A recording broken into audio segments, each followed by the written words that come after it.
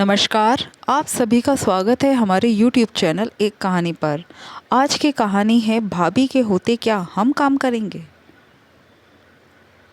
अरे भाभी, हम लोग कब से तुम्हारा इंतज़ार कर रहे थे।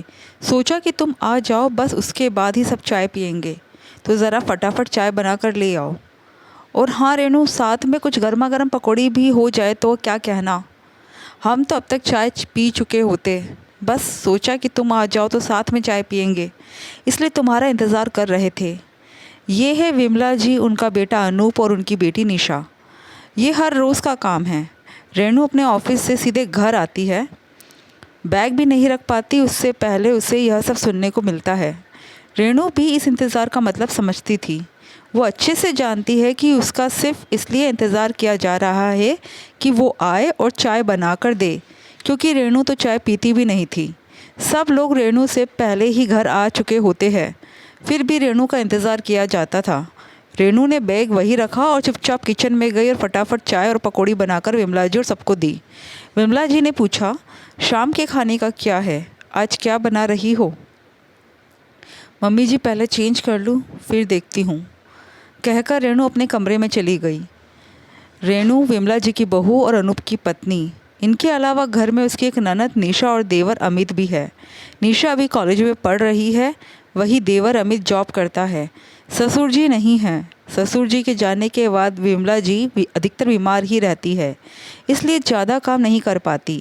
निशा भी काम में कुछ मदद नहीं कराती। शाम 6 बजे तक सब लोग घर आ जाया करते थे और आते ही सोफे पर अपने अपने मोबाइल के साथ पसर जाया करते थे।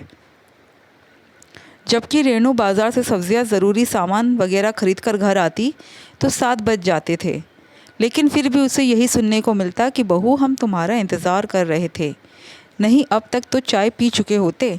रेणु को भी ये समझ में आता था कि क्यों ये लोग मेरा इंतज़ार करते हैं, जबकि मैं तो चाय पीती ही नहीं हूँ। जो लोग चाय भी नहीं बना सकते वे खाने की तैयारी तो क्या ही करेंगे। घर आकर रेणु को ही काम में लगना पड़ता।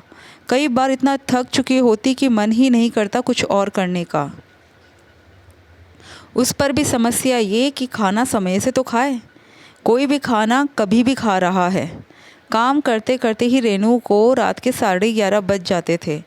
2-3 बार उसने अनूप से कहा भी कि जब मैं चाय नहीं पीती तो मेरा इंतज़ार क्यों करते हो, लेकिन कोई नतीजा नहीं निकला। रेणु समझ चुकी थी कि जो करना है खुद ही करना है। दूसरे दिन रेणु शाम को 6 बजे ही ऑफिस से आ गई, पर वो साथ में कोई सब्ज़ी वगैरह लेकर नहीं आई। विमला जी ने पूछा कि आज तुम जल्दी आ गई। तो रेणु ने जवाब दिया, हाँ, आप लोग रोज़ मेरा शाम को चाय पर इंतज़ार करते हो, तो मैंने सोचा कि जल्दी जाकर जल्दी से सबको चाय बनाकर दे दूँ, जिससे आप लोगों को मेरा इंतज़ार ना करना पड़े। और रही बात सब्ज़ी की, तो आप लोगों में से कोई भी जाकर ले आएगा।